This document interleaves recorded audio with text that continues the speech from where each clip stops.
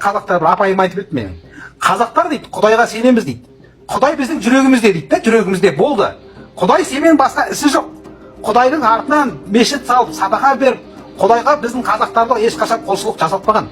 Біз қазақтар Құдайға қарсы сөйлеген қазақпыз. Құдайға садақа атқан қазақпыз. Құдай деп сөйлеген, бұйырып сөйлеген қазақпыз біз. Ешқашан Құдайға құл болмаған қазақпыз. Екіншіден, біз қазақтар табиғатқа табынған қазақпыз. Табиғатқа табынамыз біз. Жылқыдан мінез, қасқадан мінез, ағып атқан судан, үлкен дәу тастан, таудан мінез алғанбыз біз. Мынау шөпті баспа, жылқыдан, неден бәрінен мінез алған қазақпыз біз. Табиғатқа табынамыз біз. Әруаққа сиынатын қазақпыз. Әруаққа сиынамыз. Өзіміздің ата бабамыздың әруағынан сиынатын қазақпыз. Айдаладағы арабтың, сахабаның ата бабасына ешқашан салауат айтпаған қазақпыз. Өзіміздің әруақтарымыздан сұрап, әруақтап соғысқа шығып талай жерде жаулаған қазақпыз біз. Төртіншіден, біз күнге ағынатын қазақпыз. Күнсіз өмір жоқ екенін білгенбіз біз. Білгенбіз. Ары қарай айта берейін. Қазақтар бұны біз екі-ақ сөзбен бөліп тастағанбыз. Толымды дейді, толымсыз дейді. Ол сөзді қазіргі заманда қолдануды қойдыңдар. Бәрін иншаллах, машаллах деп қойып кеттіңдер. Қазақтар толымды деген нәрсені бүйтіп айтады. Өзің бизнес ашып, бизнесті жүргізіп, артынан жүгіріп, соны жасайтын болсаң, сол бизнестің пайдасы тиетін болса, сен оны толымды дүние деп айтқансың.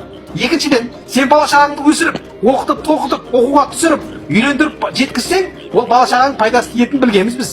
Оны толымды дегенбіз, толтырамыз. Шелекке су құйсаң толады ғой, толады. Ал толымсыз деген бір-ақ сөзбен келтіргенбіз біз. Толымсыз. Ол Құдай. Біз Құдайдың артынан ешқашан жүрмегенбіз. Құдайдың артынан құлшылық жасамағанбыз. Толтыра алмайсың. Өмір бақи мынау қазақтардың бәрін жинап алып, сен құлсың, Құдай деп жүгіретін болмасаң, ол ешқашан толмайды. Ол қазақтар ешқашан байымайды, не дамымайды. Оны толымды дүние деген былай.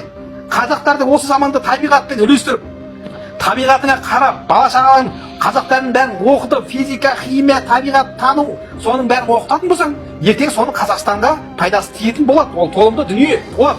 Оқыт, университетке түсір, шетелге оқыт, поля еккіз, фирма аштыр, бала-шағаңды оқытсаң, сонда сен Қазақстан дамиды.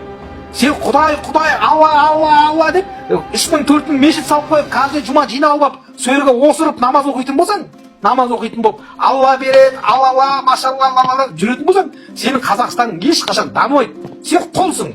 Сен біріншіден Алланың құлысың, екіншіден ұстаздың құлысың, үшіншіден сен имамның құлысың, төртіншіден сен байдың құлысың. Болды. Ал исламда бүйтіп айтады. Кедей адам, жұмаққа дейді, байдан 500 жыл бұрын ерте кіреді дейді. Исламның өзі айтып тұр саған, бай болма, кедей бол. Кедей болсаң жұмаққа ерте барасың деп, қазақта бишара болып қалып келесің да сендер. Қазақта бишара болса екен деп жүр мынау. Исламның өзі сондай. Бишара бола бер дейді. Құл бола бер, бишара бола бер. Бәрін Алла береді деп жүре бер, саған Алла береді дейді. Атаңның басы береді саған. Алланың артынан қанша жүгірсең де толтыра алмайсың. Ол толымсыз дүние. Пустой шелекке су құйғанмен бір дейді.